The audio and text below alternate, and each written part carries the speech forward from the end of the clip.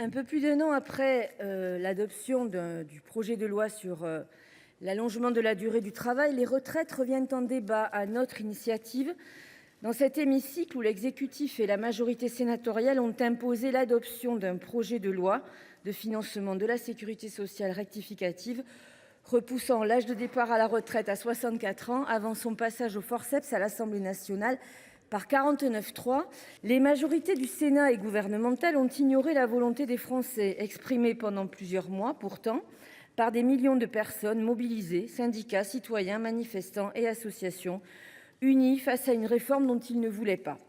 À rebours de ses engagements de campagne, le président a voulu et a obtenu ce report de l'âge de départ à la retraite qui va peser sur ceux qui ne sont rien selon son expression. Et maintenant, vous dirais-je, tout ça pour ça. Pour quel gain ? Nous n'avons cessé de rappeler tout au long de l'année dernière que pour un système des retraites versant plus de 300 milliards de pensions par an, un déficit de 12 milliards d'euros éventuellement envisageable dans 12 ans semblait gérable, sans que l'effort doive en peser brutalement et lourdement sur les plus vulnérables.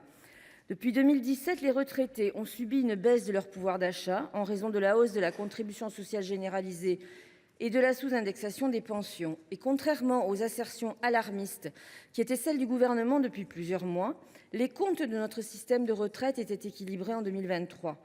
La part consacrée aux retraites dans le PIB devrait ainsi rester stable dans les années à venir.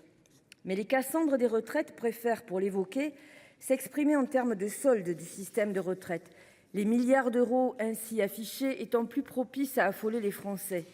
Il est pourtant démontré que l'expression en part de PIB s'avère bien plus efficace que l'expression en termes de solde, tant ce dernier peut être soumis à des variations aussi soudaines qu'imprévisibles. Notre dernier débat au corps l'a d'ailleurs démontré. Ces déficits auraient même pu être financés par la réduction des exonérations de cotisations sociales ou par la fin du remboursement de la dette sociale, par exemple. Aujourd'hui, maintenant que la réforme est adoptée, on estime que le système de retraite devrait retrouver un quasi-équilibre à l'horizon 2030. Mais au-delà de cette date, les effets de la réforme se dissiperont. À la réduction des dépenses issues d'une baisse du nombre de départs à la retraite devrait en effet succéder leur hausse du fait de l'augmentation de la durée des carrières et donc de celle des pensions.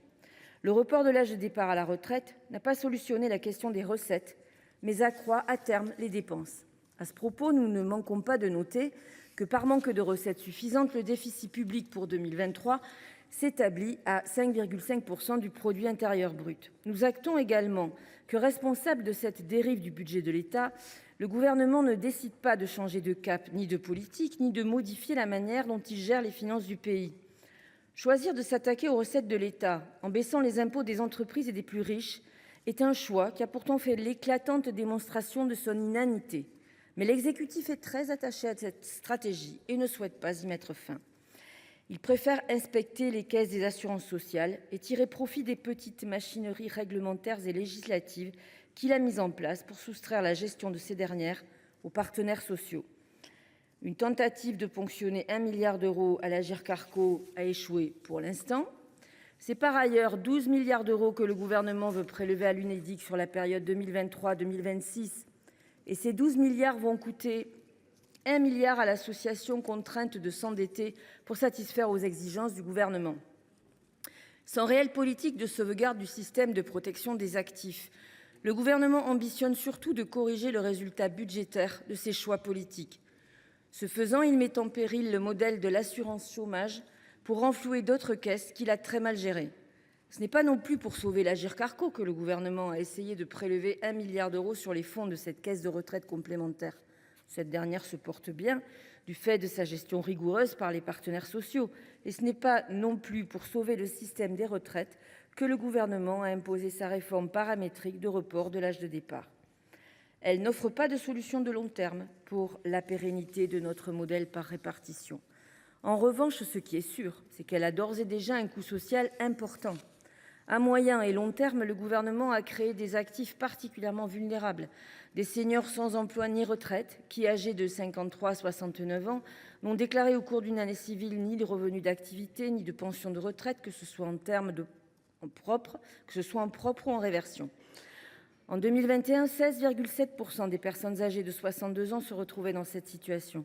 Parmi elles, 3% étaient au chômage et 13,7% en inactivité, dépendant alors soit du revenu de solidarité active, soit d'une pension d'invalidité ou du revenu d'une ou d'un conjoint. Nous disions l'année dernière que si le gouvernement estimait que la nouvelle réforme des retraites devait permettre à 300 000 seniors supplémentaires de se maintenir en emploi, cet effet serait contrebalancé par d'autres dépenses. À partir de travaux de la DREES et de la DARES présentés fin janvier 2023 au Conseil d'orientation des retraites, Michaël Zemmour estimait déjà à 300 000 le nombre de personnes supplémentaires qui seraient maintenues dans le sas de précarité entre emploi et retraite en cas de report de l'âge légal de départ à la retraite à 64 ans, soit une hausse de 100 000 du nombre d'allocataires de minima sociaux, de 120 000 des pensions d'invalidité, ainsi que de 80 000 du nombre de chômeurs indemnisés et de personnes sans emploi, mais n'ayant droit à aucune prestation spécifique. Le gouvernement avait connaissance de ces effets sur la précarité des seniors puisqu'il avait évalué le coût budgétaire dans son étude d'impact du projet de loi de financement de la sécurité sociale rectificative de 2023. Un décalage de la retraite à 64 ans devait ainsi non seulement générer une économie de pension de l'ordre de 15 milliards d'euros, mais aussi une hausse simultanée de 5 milliards d'euros de prestations sociales diverses.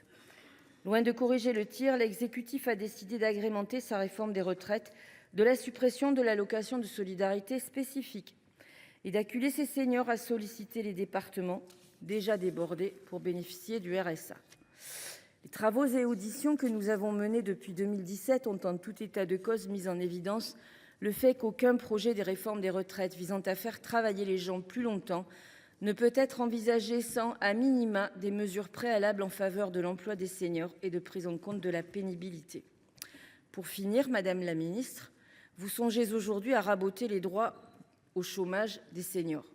Le gouvernement prend le risque, ce faisant, de jeter des centaines de milliers de personnes dans la précarité et met en péril l'équilibre budgétaire des collectivités sociales en charge de l'insertion. Cette tentative pour masquer les conséquences de choix idéologiques et politiques ne trompe personne. Et de fait, les arguments que nous avons déployés l'année dernière demeurent valables. Les effets délétères de la politique gouvernementale sur les seniors que j'ai évoqués plus haut vont de fait tout particulièrement impacter les femmes, malgré les mesures correctives prises par le département, nous l'avions aussi démontré l'année dernière. J'aimerais par ailleurs attirer votre attention sur des incompréhensions qui pourraient s'installer dans le débat public concernant la question des retraites. Je vous rappelle en effet que, comme le prévoient les textes, le solde du système de retraite est présenté en considérant que les régimes des fonctionnaires de l'État et d'autres régimes spéciaux sont systématiquement à l'équilibre. Dans ces conditions, le déficit du système de retraite ne peut pas être considéré comme alourdi par les régimes des fonctionnaires de l'État et d'autres régimes spéciaux.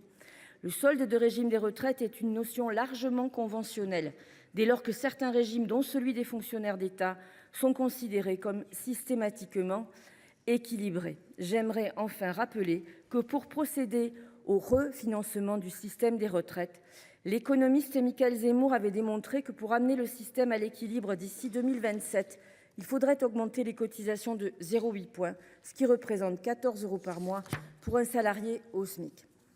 Ce débat est loin d'être clos. Je sais que certains s'étonnent ici que nous ayons déposé cette proposition de loi.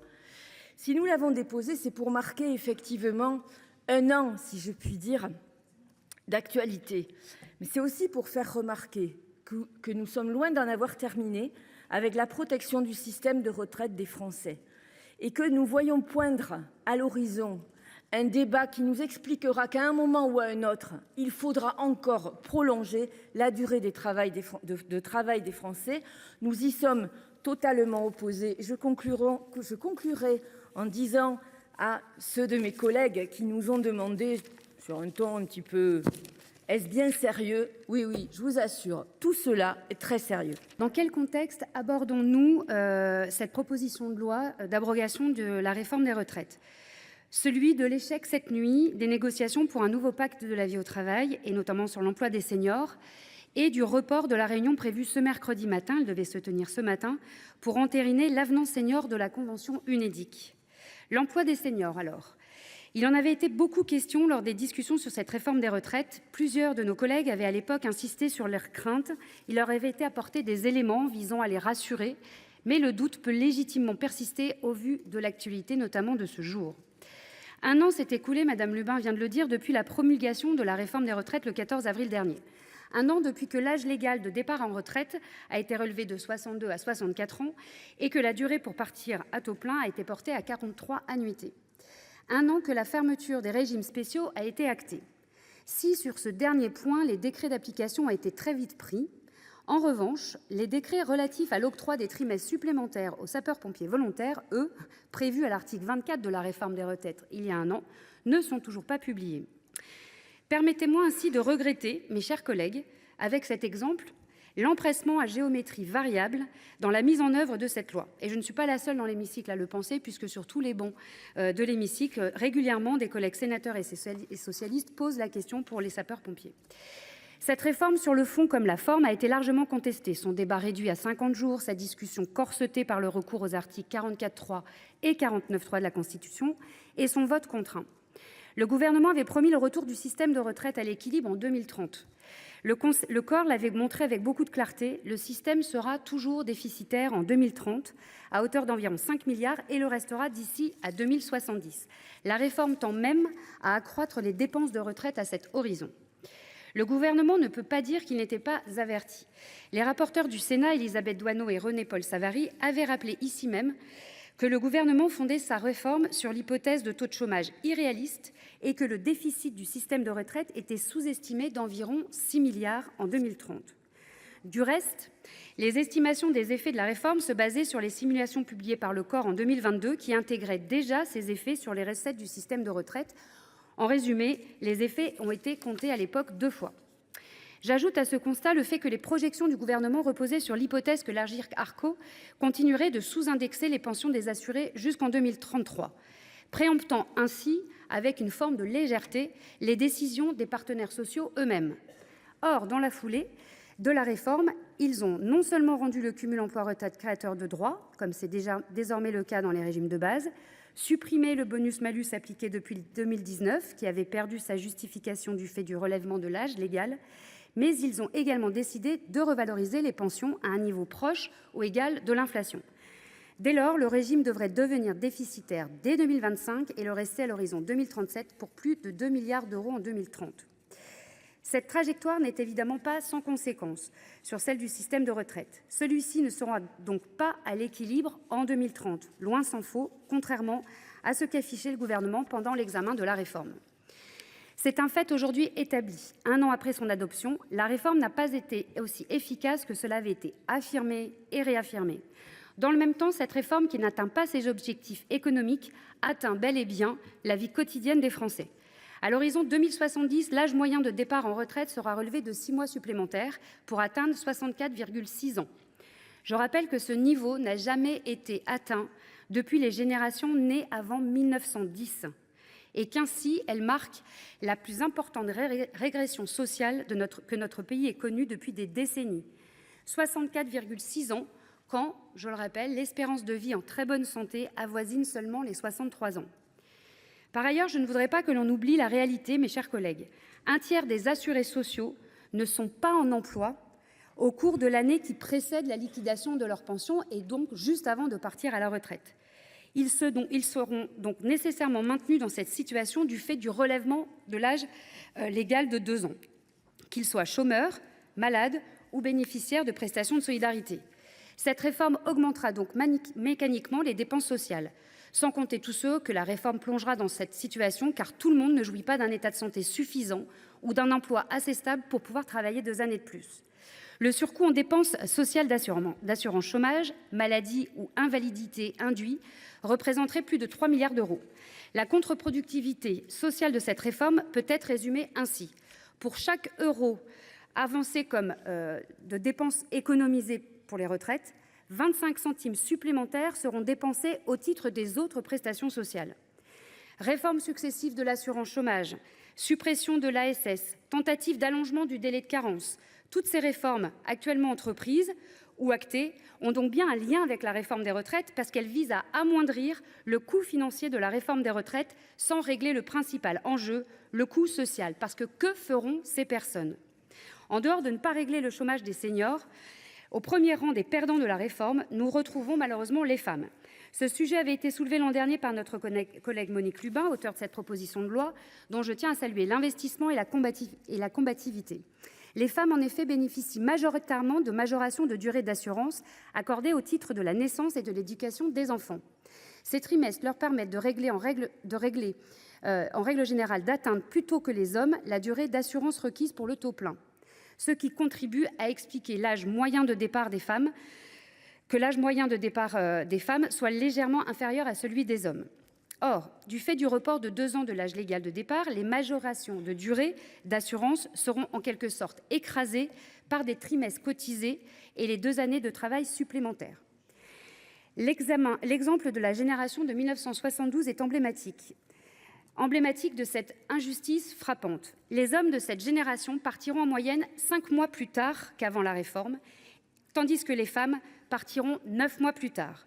Et ce, alors même que les femmes sont déjà moins payées, qu'elles sont en plus victimes d'accidents du travail de manière plus importante. Je rappelle à mes collègues qu'en 20 ans, le nombre d'accidents du travail des hommes a baissé de 27%, quand celui des femmes a augmenté de 46%, selon un rapport de l'ANACT, mais aussi de divers travaux de la délégation aux droits des femmes de notre Chambre, présidée alors par Madame Billon. Pourtant, à croire le gouvernement, il s'agissait d'une réforme sociale. Alors quoi ? La revalorisation de 100 € des minima de pension, largement mise en avant par le gouvernement, devait garantir aux travailleurs une retraite minimale à 1 200 € par mois. La réalité est bien différente. D'après la Caisse nationale d'assurance vieillesse, le montant accordé aux nouveaux retraités au titre du minimum contributif n'a augmenté que de 30 € en moyenne en 2024. Les personnes parties en retraite avant l'entrée en vigueur de la réforme devaient pour leur part bénéficier d'une majoration exceptionnelle pouvant aller jusqu'à 100 €, et je dis bien pouvant. Car en réalité, 20 000 personnes sur les 500 000 bénéficiaires à fin 2023 ont bel et bien perçu l'intégralité de ces 100 €. Vous le voyez, mes chers collègues, le bilan de cette réforme est bien trop maigre sur le plan budgétaire au regard des effets négatifs produits sur le plan social. C'est la raison pour laquelle je soutiens pleinement à titre personnel cette proposition de loi. Je dis bien à titre personnel car la commission, dont je suis rapporteure, pour sa part ne l'a pas adoptée dans la mesure où elle considère inenvisageable de revenir sur la réforme des retraites, compte tenu entre autres de la situation des comptes publics. Pourtant, l'ancien président du corps l'a dit et l'avait redit avant d'être remercié. Les dépenses de retraite ne dérapent pas. Elles représentaient 13,8% de la richesse nationale en 2021 et elles représenteront 13,7% en 2070. Et on peut aisément se poser la question de savoir comment un pays ruiné au lendemain d'une guerre mondiale a été capable de produire un système de retraite pendant qu'un gouvernement à la tête d'un pays qui n'a jamais été aussi riche est capable de le déconstruire. Tout est une question de répartition et de choix. Si des ressources doivent être trouvées, nous sommes tous d'accord, c'est du côté des recettes qu'il faut les chercher. Des solutions existent, à commencer par un très léger relèvement d'un point du taux de la cotisation patronale d'assurance vieillesse, mesure prônée de longue date par le haut commissaire au plan François Bayrou. Cette mesure permettrait de rapporter 8 milliards, avec un coût imperceptible sur le coût du travail. Ne fermons pas les yeux devant les mannes qu'il est possible de mobiliser, les 60 milliards d'allègements de cotisations sociales perdus chaque année par la sécurité sociale. Et je ne dis pas que tout doit reposer sur les entreprises. Regardons aussi en face les 60 milliards que coûte aux entreprises l'absence de simplification soulevée par le président Rietmann de la délégation aux entreprises et mentionnée par le Premier ministre dans son discours politique général. Aucune piste ne doit être négligée pour des motifs idéologiques. En la matière, c'est de pragmatisme et non d'idéologie dont il faut faire preuve. C'est aller chercher l'argent où il y en a. Comment accepter que l'effort ne pèse que sur les épaules des travailleurs quand le gouvernement renonce aux 3 milliards d'euros avec la suppression de l'ISF? Et malgré les récentes saillies de membres de la majorité, comment ne pas poser la question des super-profits? Mais le nerf de la guerre, nous en conviendrons tous, doit être l'emploi et en particulier l'emploi des seniors. Ce taux d'emploi qui atteint aux Pays-Bas 82% rapporterait, si nous avions une vraie politique, pas moins de 140 milliards d'euros de recettes supplémentaires chaque année. Ce n'est pas en réduisant l'indemnisation chômage des seniors, comme l'avait évoqué le ministre Le Maire, que le sujet sera réglé. Je rappelle simplement une phrase: tant qu'on n'aura pas réglé le problème du chômage dans notre pays, franchement, ce serait hypocrite de décaler l'âge légal. Cette phrase, c'est une phrase d'Emmanuel Macron, et il avait raison. Et c'est fort de cette certitude qu'il faut effectivement avoir du courage pour travailler jusqu'à 62 ans, et que je vous invite, en mon nom personnel, à voter pour cette proposition de loi. Nous nous retrouvons donc pour débattre de la proposition de loi portée par le groupe socialiste, écologiste et républicain visant à abroger la réforme des retraites adoptée il y a 1 an. Permettez-moi de rappeler les circonstances dans lesquelles cette réforme fut adoptée. Malgré l'opposition des syndicats et des manifestations d'une ampleur sans précédent, le gouvernement s'est obstiné à faire passer cette réforme à marche forcée. En ayant recours à un projet de loi de finances rectificative, le Gouvernement a réduit le délai d'examen du texte au Parlement. Il s'est donné la possibilité d'utiliser le 49.3 à l'Assemblée nationale. C'est un refus de débattre, ce n'est pas très démocrate. Alors qu'il n'y a pas eu de vote à l'Assemblée nationale, les débats sur les bancs de gauche ont été d'une rare intensité ici au Sénat. La majorité sénatoriale, en soutien du Gouvernement, a pour la première fois depuis sa réforme de 2015 utilisé l'article 38 de son règlement pour abréger les débats et s'est peu, voire pas exprimé. Le Gouvernement a également fait usage du vote bloqué, prévu à l'article 44-3 de la Constitution, pour contraindre les sénateurs à se prononcer sur le texte par bloc d'amendements sélectionnés par lui-même. Ce faisant, il a ignoré l'avis des partenaires sociaux, bafoué le rôle du Parlement, saboté le débat parlementaire et précipité une réforme profondément injuste. Les conséquences de cette réforme ne sont pas digérées. La justification avancée par le Gouvernement pour le report de l'âge légal de départ à la retraite de 62 à 64 ans reposait sur la réduction du déficit avec la promesse d'un système équilibré d'ici 2030. On en sera loin. Décidément, les prévisions du grand argentier de l'État, M. Le Maire, ne font pas recette. Loin d'équilibrer le système de retraite, elle entraîne des conséquences économiques et sociales dégradées sur des catégories déjà fragilisées. Le relèvement de l'âge d'ouverture des droits entraîne une augmentation des coûts pour notre protection sociale. La Direction générale du Trésor prévoit une augmentation d'environ 3,2 milliards des dépenses sociales hors retraite à la peine depuis la mise en œuvre de la réforme. Cette somme comprend 1,8 milliard pour les pensions d'invalidité, 20 000 bénéficiaires en plus, 1,3 milliard d'euros pour les allocations chômage, 80 000 privés d'emploi indemnisés en plus, 970 millions d'euros pour les indemnités journalières en cas de maladie, 830 millions d'euros pour les prestations de solidarité, notamment l'allocation de solidarité spécifique, et une évaluation de 100 000 allocataires de minima sociaux supplémentaires. Pour ces personnes, Madame la Ministre, ce n'est pas de la communication. Avec ces prévisions, on comprend mieux l'empressement du Gouvernement à vouloir réformer l'assurance chômage et supprimer l'ASS. Cette réforme injuste pénalise particulièrement celles et ceux qui ont commencé à travailler tôt et qui occupent souvent les métiers les plus pénibles. En France, l'écart d'espérance de vie entre les 5% les plus riches et les 5% les plus pauvres est de 13 ans, tandis qu'il est de 7 ans entre un cadre et un ouvrier. Aujourd'hui, un quart des hommes les moins aisés décèdent avant l'âge de 62 ans et ne bénéficie pas donc de sa retraite. Cette réforme ignore totalement la question de la pénibilité, ce qui est d'autant plus préoccupant que 4 des 10 critères de pénibilité ont été supprimés par les ordonnances Pénicaud. Les travailleurs seniors sont particulièrement pénalisés. La grande majorité des personnes au chômage à l'âge de 60 ans n'ont pas d'opportunité de retour à l'emploi. Alors que les mesures timides pour améliorer l'emploi des seniors ont été invalidées par le Conseil constitutionnel, le Gouvernement a choisi de reporter ces sujets à des négociations ultérieures, changeant ainsi l'ordre des priorités. D'abord une réforme drastique, puis des discussions sur la manière dont les travailleurs pourront travailler 2 années de plus. Plutôt que d'encourager les entreprises à recruter ou à maintenir les travailleurs seniors en poste, le Gouvernement multiplie les annonces de réduction des droits, notamment en matière de chômage, comme si le fait de rester sans emploi était un choix volontaire. Les femmes sont également les grandes perdantes de cette réforme. En règle générale, les femmes atteignent plus souvent que les hommes la durée de cotisation requise à l'âge de 62 ans, en raison des majorations de durée d'assurance accordées pour la maternité et l'éducation des enfants. Le report de l'âge légal à 64 ans les oblige à prolonger leur activité de 2 années supplémentaires sans bénéficier d'avantages significatifs, tandis que les hommes sont souvent déjà contraints de travailler au-delà de 62 ans pour obtenir une retraite à taux plein et sont donc moins impactés par cette augmentation de l'âge légal. En ce qui concerne l'une des principales mesures d'accompagnement de la réforme consistant à augmenter de 100 € le minimum contributif des régimes alignés et la pension majorée de référence des régimes des non-salariés agricoles, elle ne profite en réalité qu'à une infime partie des salariés. En effet, seuls ceux ayant cotisé tout au long de leur carrière au niveau du salaire minimum sont censés bénéficier de cette augmentation de 100 €. Malheureusement, les bénéficiaires sont peu nombreux. Quelle déception pour ceux qui avaient cru en cette revalorisation. Des solutions existent pour assurer la pérennité de notre système de retraite. La question des recettes ne doit pas être un tabou. Selon les estimations de la Direction de la sécurité sociale, une augmentation d'1 point d'un taux de cotisation patronale d'assurance vieillesse pourrait générer des recettes estimées à 6,8 milliards d'euros si elle ne touchait que l'assiette plafonnée. Par ailleurs, la suppression partielle des allègements généraux de cotisations sociales représentant une perte de près de 60 milliards d'euros de recettes pour la sécurité sociale en 2022.